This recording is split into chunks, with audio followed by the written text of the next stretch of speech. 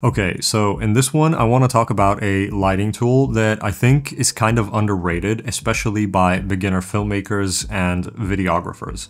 It is something that I have been using for so long that at this point I don't even think about it, but there was a time when I didn't know about this and I hadn't realized just how useful it can be when you understand how it works. A while back, I made a video talking about why the size of your softbox matters for filmmaking, and in that video I mentioned how you can use a grid on your softbox to control the light from spilling into places where you didn't want it to. But I didn't really give many examples of why that actually matters. So I thought it might be useful to make another one to show how using a grid with your lights can change your image. First of all, what is a grid? So a grid is essentially an attachment that you can put on your lights or on the softboxes of your lights to direct where the light is actually going. There are different types of grids. Some of them are made from fabric, kind of like the one that I'm using right now, but there are also plastic, metal, and rubber ones. And regardless of what material they're made from, they're basically all meant to do the same thing. Like I said, one of the main things that you use a grid for is to better direct where your light is going by stopping it from spilling into places where you don't want it. But that actually does a few things to the image that can be important and some people might not think about. First of all, a grid can help the background and the surroundings to be darker, and what that does is it helps with subject separation. For the shot that you've been looking at so far, I have a grid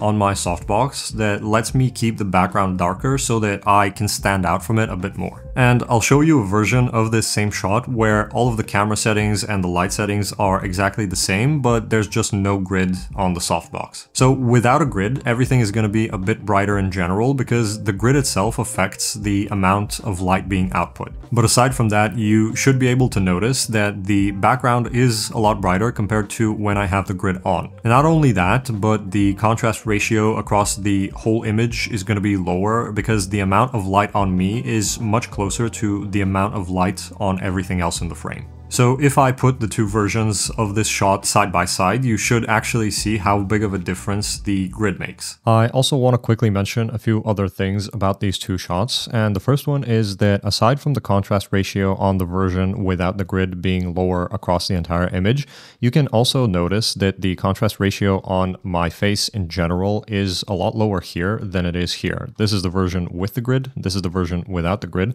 and this makes for a little bit more of a dramatic image, which, depending on what sort of style you're going for with your video, could be something that actually helps you out. Aside from that, you can also look at this light in the background here, and in the version where I'm using a grid on my softbox, that light is a lot more noticeable, it's a lot more pronounced, and the light that it's giving off is also a lot nicer, I would say. Whereas here it looks really washed out and you can't really tell that this light is doing anything to the background, which is also another benefit of using a grid. And this is also something that happens as a result of the background being darker overall in the version of the shot where I was using a grid. And I'm going to give you another example with lights in the background in another shot that I'm going to talk about a little bit later in the video. But this is something that's good to think about because in this case, this is a practical light, which is still adding something to the image itself, but in some situations you might also find yourself using lights that you intentionally positioned in certain spots in order to illuminate parts of the background in a way that fits whatever you're trying to shoot. And in those cases, having light spilling around from your main light source could end up causing a lot of issues with all of the other light sources that you've set up for your shot. Alright, so I want to talk about a few more things that might be useful to know and show you a few more examples, but first I want to quickly give a shout out to the sponsor of this video, which is Motion Array. A lot of you might already know about Motion Array because they are one of the biggest and most popular platforms out there for stuff like video templates and presets for all the major editing programs, motion graphics, stock footage, and a bunch of other tools for creators. But what you might not know is that they recently launched one more thing that could potentially end up being really helpful to a lot of people out there, and that is their AI voiceover feature. It has a ton of different voices to choose from, and they're all categorized based on what type of project they might be best suited to, but you can obviously just use whichever one you like as well. All of the voices also have different language options, which means that you're not forced forced to only use them for projects that need a voiceover in English, and that makes this feature a lot more usable. And you've also got a few settings that let you fine-tune the speed and the emotion of the voiceover that you're getting, which can be pretty useful. So with the introduction of this feature, you're now essentially able to find pretty much everything that you would need for every step of the video editing process all in one place and under one subscription, which can save you a lot of time and potentially a lot of money. And there's also flexible subscription options that let you either get just the voiceover feature on its own or get it as part of a package with everything else that's on the platform. So if you edit a lot of videos, you might often find yourself in situations where you need the type of assets that Motion Array offer. And if that's the case, you should definitely go ahead and check them out at the link in the description and hopefully make your life as an editor a little bit easier. Okay, back to talking about grids. Something else that I personally like using a grid for that not many people consider is when you're filming in a room that is already bright. And this is kind of in the same train of thought as the last point that I talked about with subject separation, but if you're filming in a room that is already bright, having your light bouncing off of different surfaces and making it even brighter might be something that you want to avoid. And this can be even more of a problem, especially if the room that you're filming in is small and bright. You know how people say that the bigger and closer the light, the softer the light? Well, a lot of people don't realize that that also means that you're going to have a bigger light that you have to worry about the spill from. And in something like a small room with white walls, depending on the look that you're going for, that might be a big issue. And at least in my mind, in a situation like that, a grid is going to be the first thing that I think to use to try and start solving that issue. And then you can also combine it with some negative fill, reflectors, or bounce cards to start trying to shape the light a little bit better, but that is a separate topic. Now, here's a quick comparison between the two shots that I had on screen a second ago.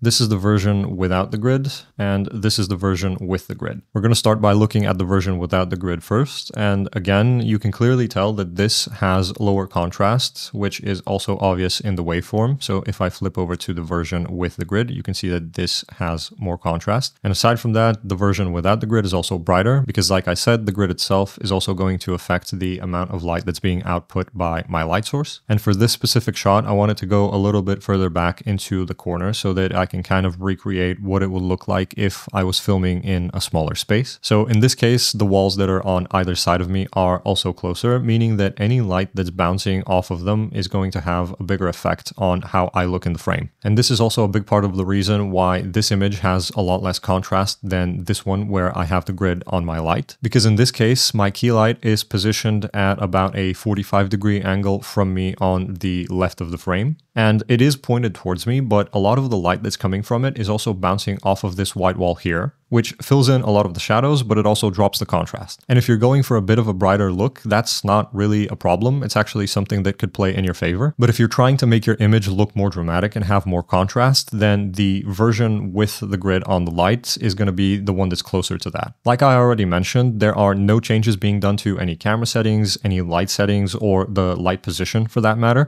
But with the grid on, there is a lot less light hitting this back wall here. And that means that there's a lot less light that's coming back and hitting this darker side of my face. But overall, the quality of the light is still very soft. It still looks pleasing. It's just a slightly different look. But even if you don't have any of that stuff, as long as you understand how to position a light when you're using a grid with it, that alone can make a big difference. All right, I want to try to give you a quick example of what I mean when I say that it's important to know how to position your light whenever you're using a grid with it. For this shot, I'm not going to talk about all of the exact same stuff that I've already talked about with contrast or whatever. But in this case, I'm facing at a slight angle from the camera and my light source is positioned directly in front of me. You can also see that I have a few practical lights in the background. You can't really see one of them, but you can see the light that's coming off of it. So this is the version of the shot where I was using a grid, and then this is the version of the shot where I wasn't using one. Like I mentioned a bit earlier in the video, whenever you have other lights in your background when you're not using a grid with your main light source, it could end up causing issues with them because it's going to make them a lot less noticeable. So in this version of the shot where I don't have a grid on my light source, you can see that a lot of the light coming off of this lamp and then the one that's behind my head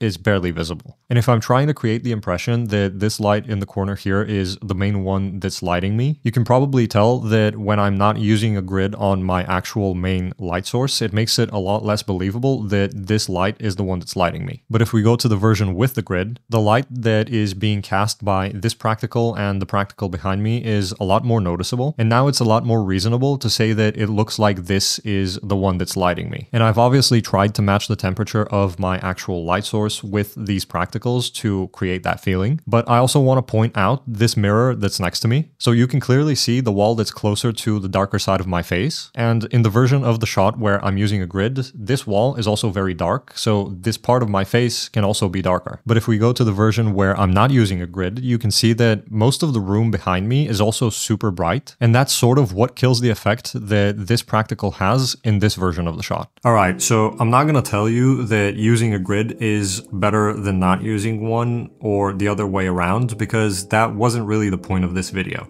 I just kind of wanted to talk about the way that each approach changes your image, but you're obviously free to form your own opinion about which option you like more based on all of the stuff that we've talked about. And which option is right will really depend on the individual situation and sort of what look you're going for overall for your project. But I do personally think that having a grid available for your softbox is definitely the right move. You might not always want to use it, but having one just in case can be very useful in some situations, and it is something that you can then easily combine with other tools that allow you to shape and control light. And shaping and controlling light is one of the most important elements for making your images look better. So I recommend that the next time you're looking for a softbox, you go for one that comes with a grid. And if you happen to be wondering about what size softbox you should get, as well as what other things might be important about one, you can check out a video that I did a while back talking about all of those things, because I do still think that it is a pretty useful one. All right, if you've got any questions, drop them in the comments below and I will do my best to get back to you. But I think that should be everything that I wanted to talk about, so I will see you in the next one.